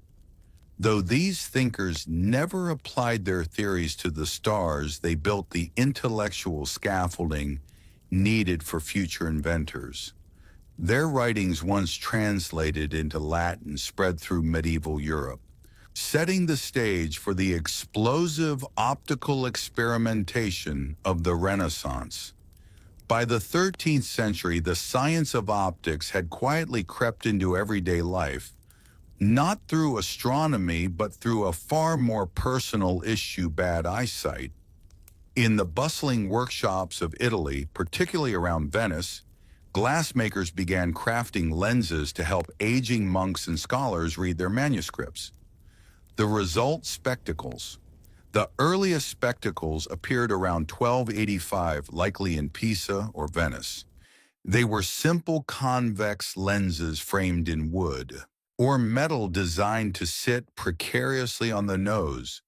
There were no temples, no arms to hook behind the ears. Users simply pinched them into place or held them up by hand. But the effect was revolutionary. For the first time, people could fight back against fading vision. The popularity of reading glasses spread fast, especially among clergy and educated elites. Monks could now read scripture well into their later years. Scholars could pore over texts late into the night. Glassmakers had stumbled upon a booming industry, even though they didn't fully understand the physics behind what they were selling.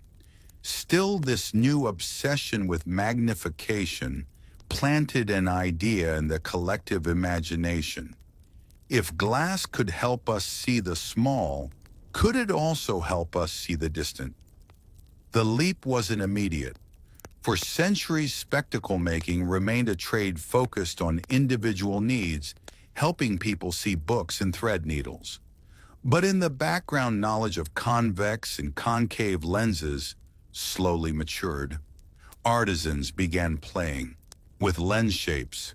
Scholars copied and built upon old Arabic texts about refraction. Tinkering became more ambitious. The Renaissance, with its mania for rediscovery and reinvention, poured fuel on this fire. Experimenters began combining lenses, sometimes in play, sometimes in pursuit of genuine innovation. And eventually someone stumbled upon a configuration that did something unexpected. It brought distant objects closer. That someone, according to most accounts, was Hans Lippershey, a Dutch spectacle maker, who around 6008 assembled a device that could magnify faraway objects. It wasn't perfect, but it worked. His invention, a simple tube with two lenses, was dubbed the spyglass. It had the power to change warfare navigation and soon the cosmos. But Lippershey wouldn't be the one to turn it to the stars. That would take a different kind of mind. Part scientist, part showman, and entirely unafraid to challenge the heavens. When news of Hans Lippershey's spyglass reached Italy, one man saw something others didn't. A way to challenge the very fabric of the cosmos. That man was Galileo Galilei, a mathematics professor from Pisa, with a flair for experimentation and a deep skepticism toward accepted truths. Upon hearing of the Dutch device in 6009, he didn't just want to copy it, he wanted to improve it. Within months, he built his own telescope. First a 3X magnification, then an 8X, and soon after a 20X. Compared to Lippershey's clunky tool, Galileo's telescope was sharper, longer, and more refined. And then he pointed at the sky. The moment was historic. Through his handmade lenses, Galileo became the first human to truly see the heavens. What he found shattered the delicate divine perfection taught by Aristotle and defended by the Church. The moon, for instance, was not a smooth glowing sphere. Galileo saw craters and mountains imperfection. The Milky Way wasn't a milky smear. It was made up of countless stars. Jupiter, thought to be just another wandering light, had moons, 4 of them, orbiting the planet like tiny celestial satellites. He named them the Medicean stars after his patrons, but we know them today as the Galilean moons, Io, Europa, Ganymede, and Callisto. And most shocking of all, Venus had phases just like the moon, proving it orbited the sun, not Earth. With each observation, Galileo drove a dagger into the heart of the old geocentric model. The Earth, it seemed, was not the center of everything. The universe was bigger, stranger, and more dynamic than anyone had imagined. Galileo published his findings in Sidereus Nuncius, the Starry Messenger, in 1610. It was a sensation, a celestial tell-all. Crowds gathered to see his telescope. Scholars praised him. The Church grew uneasy because this wasn't just a scientific tool anymore. The telescope had become dangerous. It offered evidence that contradicted centuries of theological doctrine. The heavens, once thought immutable and divine, now looked messy, changing, and full of motion. Galileo hadn't just invented astronomy. He had weaponized vision. And with a few polished lenses, he had started a war between observation and belief. The stars would never be safe or silent again. Galileo had proven what 2 lenses in a tube could do, but his Galilean design, one convex lens at the front, One concave at the eyepiece had limits. A narrow field of view, blurry edges, and paltry magnification once you push beyond 30x. Enter Johannes Kepler, the German mathematician already famous for his laws of planetary motion. Reading the Starry Messenger in 1610, Kepler asked a simple question: could the optics be better? Within a year, he produced Dioptric, a treatise that rewrote the rulebook of lenses. Kepler proposed swapping Galileo's concave eyepiece for a second convex lens. The image would flip upside down, but the payoff was huge. A wider field, sharper focus, and theoretically unlimited magnification. Kepler himself never built the device. He spent his life juggling patronage, plague, and family tragedy. But his blueprint spread across Europe like contraband. Tinkerers seized on the idea. In Italy, Francesco Fontana crafted long, unwieldy instruments, some stretching 6 mm, claiming 160x power. In the Netherlands, Christian Huygens and his brother would later push the length past 30 mm to hunt for Saturn's rings. But the first verified Keplerian telescopes appeared in the 1630s, likely built by the Jesuit astronomer Christoph Scheiner. He demonstrated one to the emperor in Vienna. Dazzling courtiers with right-angled spies on distant church spires, albeit all upside down. The inverted view was a small price to pay for clarity. Yet it created a new market, erecting eyepieces and clever mirror diagonals for land-based viewing. Artisans in Paris and London competed to sell astronomical versus terrestrial models. Telescopes were no longer scientific curiosities. They were luxury items for nobles who wanted to brag about seeing ships before they reached harbor. Meanwhile, Kepler's optics ignited serious science. With clear images, astronomers could sketch sunspots, map lunar valleys, and time Jupiter's moons so precisely that they proposed using them as celestial clocks for longitude. The telescope was evolving from a disruptive gadget into an indispensable instrument, yet every added inch of focal length made tubes sag and glass blur. The race was on for shorter telescopes with longer power. That challenge would summon a genius who hated chromatic smears and loved apples. One Isaac Newton. The arms race of vision was far from over. It was only changing shape. By the mid-600s, the refracting telescope had stretched to absurd proportions. In pursuit of better magnification, astronomers were building scopes longer than houses, some over 100 feet long, just to tame a frustrating flaw. Chromatic aberration. This was the rainbow-colored smudge that bled around bright objects. As light passed through curved lenses, colors split like a prism, creating blurry halos. No matter how carefully a lens was shaped, the colors refused to behave. Enter Isaac Newton, a man who not only understood the problem, but also refused to tolerate it. Newton, already famed for calculus and gravity, turned his razor-sharp intellect to optics. His solution stopped using lenses altogether. In 1668, Newton introduced something radical: the reflecting telescope.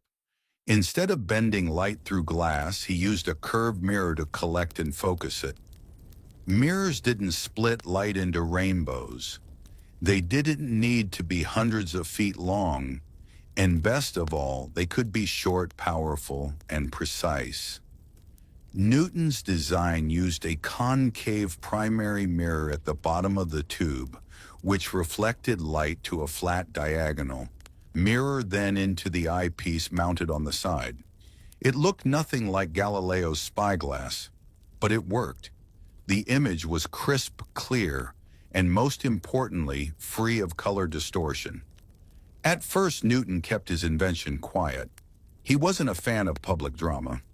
But by 1672, he presented the telescope to the Royal Society, and it caused a stir. Here was a compact instrument with better performance than refractors many times its size. Observers could now study Jupiter's belts, Saturn's rings, and the rugged lunar surface with stunning detail and from a backyard, not a cathedral rooftop. Still, the reflecting telescope came with its own challenges. Making a perfectly parabolic mirror was difficult. Early versions used polished metal, which tarnished quickly and had to be repolished constantly. But the core idea was revolutionary and its potential undeniable. Newton's invention didn't replace refractors overnight, but it cracked the telescope wide open. Astronomers now had two competing paths, lenses or mirrors. And as mirror technology improved, Newton's quiet rebellion would reshape the very architecture of astronomy. The universe hadn't changed, but the way we saw it just took a leap forward. By the 18th century, telescopes had escaped the hands of individual tinkerers and entered the age of national pride, royal funding, and scientific ambition. The telescope was no longer just a clever invention. It was now a weapon in the battle to understand the universe. And across Europe, astronomers were wielding it like never before. One name towers above this era: Williams. Herschel, a German-born musician turned self-taught astronomer. Herschel moved to England and became obsessed with the night sky. With the help of his brilliant sister, Caroline Herschel, he began building massive reflecting telescopes in his backyard, melting metal casting mirrors, grinding lenses by hand. One of his designs reached over 40 feet long with a 4T wide mirror. It was the largest telescope in the world at the time, and with it, he made history. In 1781, Herschel discovered Uranus, the first new planet found since ancient times. It shook the foundations of astronomy. Suddenly, the solar system was bigger than anyone had imagined. Herschel didn't stop there. He charted thousands of stars, cataloged nebulae, and coined the term galaxy. He speculated that some of the fuzzy clouds seen through his telescope might be entire island universes far beyond our own. Caroline, meanwhile, became a respected astronomer in her own right. She discovered several comets, refined star charts, and published groundbreaking catalogs, working tirelessly beside her brother in the observatory.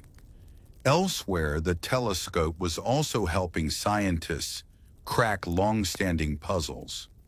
Astronomers used it to track transits of Venus, calculating the Earth's distance from the Sun.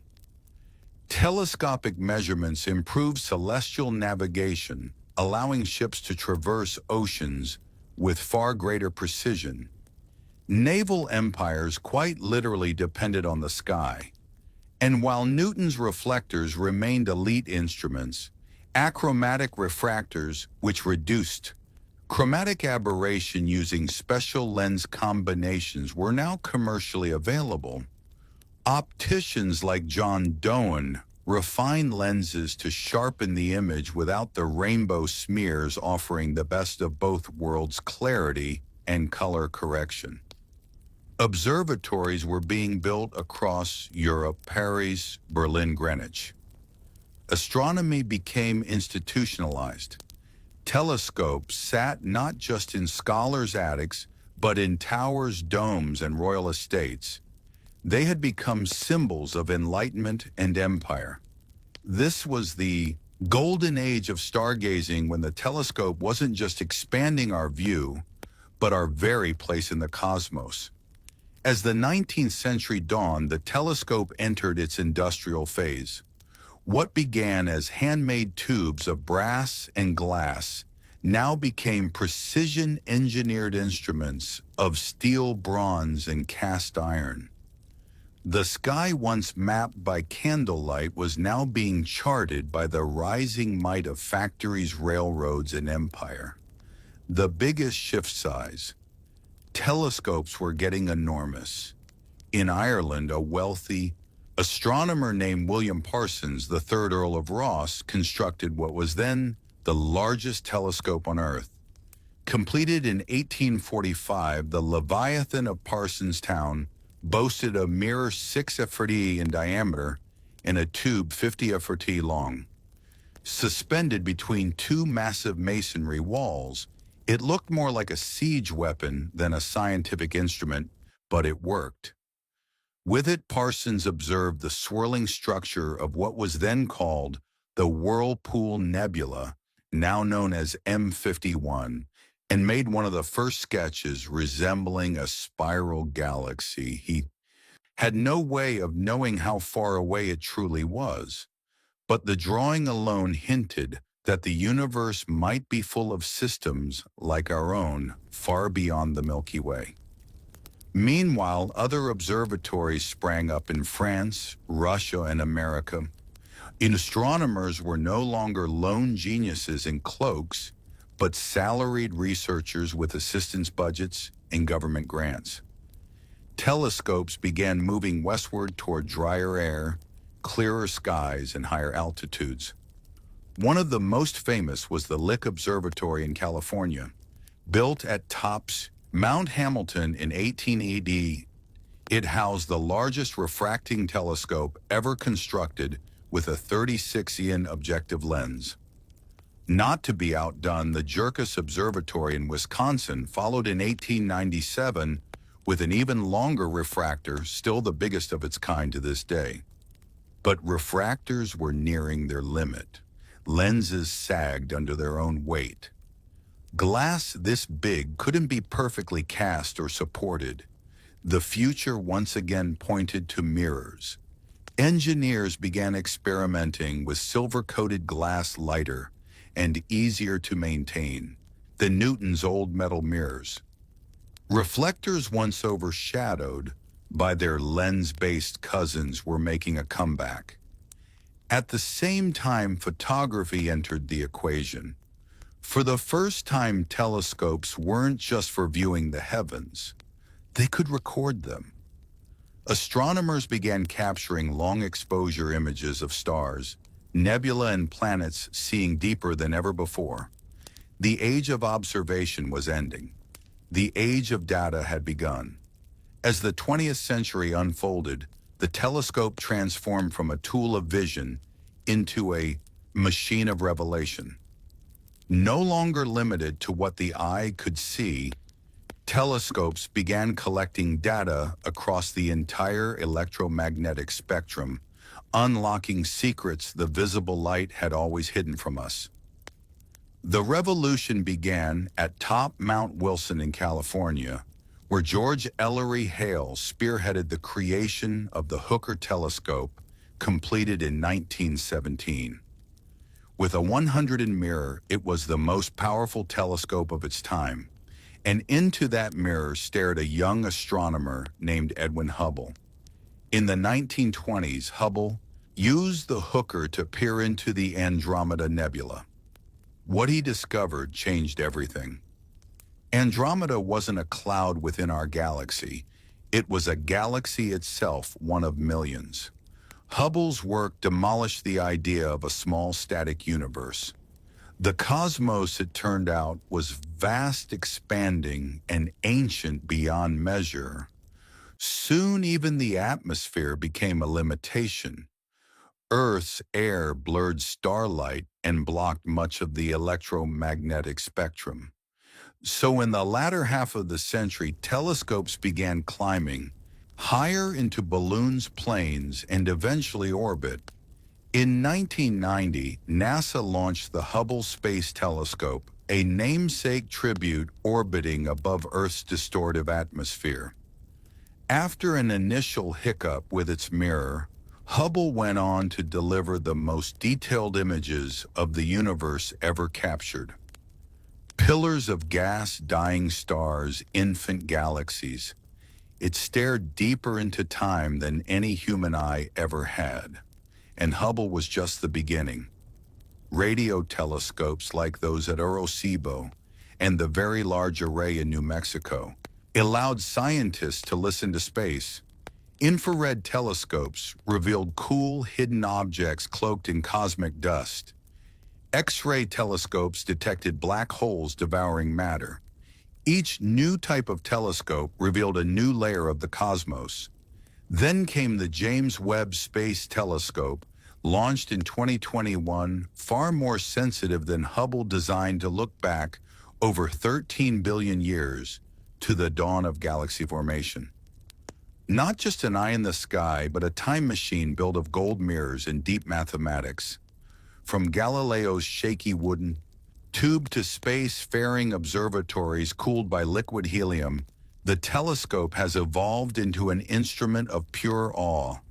We no longer just see the universe, we decode it.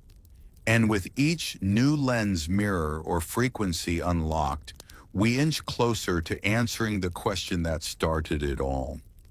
What else is out there?